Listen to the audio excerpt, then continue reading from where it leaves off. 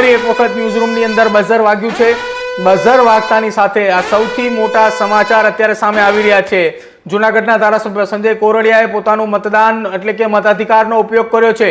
સંજય કોરડિયા જૂનાગઢના ધારાસભ્ય છે સંજય કોરડિયા, અને એ સંજય કોરડિયાએ ધારાસભ્ય એટલે કે પોતાના મતાધિકારનો ઉપયોગ કર્યો છે। ઝંઝેડા રોડના વોર્ડ નંબર 5માં યમુનાવાડી ખાતે તેમણે મતદાન કર્યું છે। ધારાસભ્ય સંજય કોરડિયાની સાથે તેમના પરિવારના સભ્યોએ પણ સાથે રહીને મતદાન કર્યું છે, અને સાથે પરિવારમાં તેમના પત્ની સાથે રહી અને તેમણે મતદાન કર્યું છે। પરિવારના સભ્યો સાથે આવીને ધારાસભ્ય સંજય કોરડિયા જે છે કે જેમણે પોતાના મતાધિકારનો ઉપયોગ કર્યો છે। આપ જોઈ શકો છો દ્રશ્યોની અંદર અત્યારે જૂનાગઢના ધારાસભ્ય સંજય કોરડિયા કે જેમણે પોતાના મતાધિકારનો ઉપયોગ કર્યો છે, એટલે કે પોતાના વિસ્તારની અંદર વોર્ડ નંબર 5ની અંદર જૂનાગઢની અંદર મતદાન કર્યું છે, અને મતદાન કરી અને સાથે જ લોકોને મતદાન કરવા માટે અપીલ પણ જે છે તે તેમના દ્વારા કરવામાં આવી રહી છે। એટલે કે જૂનાગઢના ધારાસભ્ય સંજય કોરડિયા છે જેમણે પણ પોતાના મતાધિકારનો ઉપયોગ કર્યો છે, અને મતાધિકારનો ઉપયોગ કર્યા બાદ તેમણે એ પણ વિશ્વાસ સાથે કહ્યું છે કે ભાજપે 56 સીટ ઉપર જીતીને આવશે, અને જીતનો વિશ્વાસ જે છે તે પણ તેમના દ્વારા વ્યક્ત કરવામાં આવ્યો છે। અને અત્યારે સંજય કોરડિયા શું કહી રહ્યા છે? આજે મેં મારા મતનો અધિકાર નિભાવ્યો છે, આપ પણ આપના મતનો અધિકાર નિભાવો એવી લોકોને વિનંતી છે। અને આ લોકશાહીનું પર્વ છે, બાકીના આપણા પર્વો છે એ દર વર્ષે આવે છે, આ 5 વર્ષે આવે છે। એટલે આ શહેરના નિર્માણ માટેનો મત છે, આ રાજ્યના નિર્માણ માટેનો મત છે, આ દેશના નિર્માણ માટેનો મત છે। એટલે મતદાન કરવું જોઈએ, અને મતદાન કરી અને ભારતીય જનતા પાર્ટીનું ફરી શાસન જૂનાગઢમાં આવે એવી લોકોને વિનંતી છે। અનેક પડકારોની વચ્ચે આ વખતે ભારતીય જનતા પાર્ટી ચૂંટણી લડી રહી છે, કેટલી બેઠકોનો વિશ્વાસ? 56 બેઠકો જીતવાના છે, અને ચૂંટણી એ પડકાર જ હોય છે। એટલે ભારતીય જનતા પાર્ટીનો કાર્યકર પડકારોને ઝીલવા માટે અને પડકારોની સામે લડવા માટે ટેવાયેલો છે, અને એ આદત છે।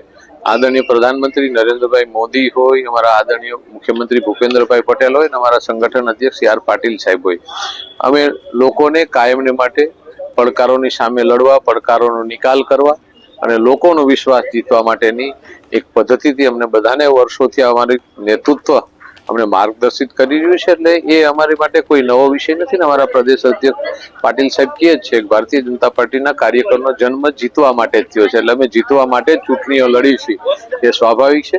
પણ અમારી વિચારધારા અને અમારી વિકાસની રાજનીતિ આ બે અમારા એક સાથી છે કે જે અમે લોકો સાથે જઈએ છીએ, ત્યાં બે અમારા સાથીને સાથે લઈને જઈએ છીએ। એટલે આ કારણીય પદ્ધતિથી અમારી ચૂંટણી અમે જીતવાના છીએ।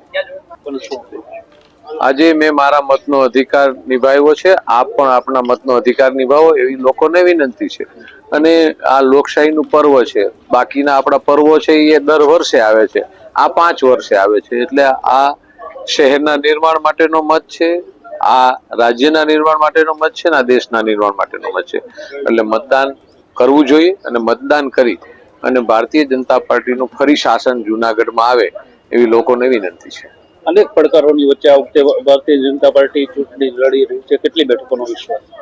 56 બેઠકો જીતવાના છે, અને ચૂંટણી એ પડકાર જ હોય છે। એટલે ભારતીય જનતા પાર્ટીનો કાર્યકર પડકારોને ઝીલવા માટે અને પડકારોની સામે લડવા માટે ટેવાયેલો છે, અને એ આદત છે।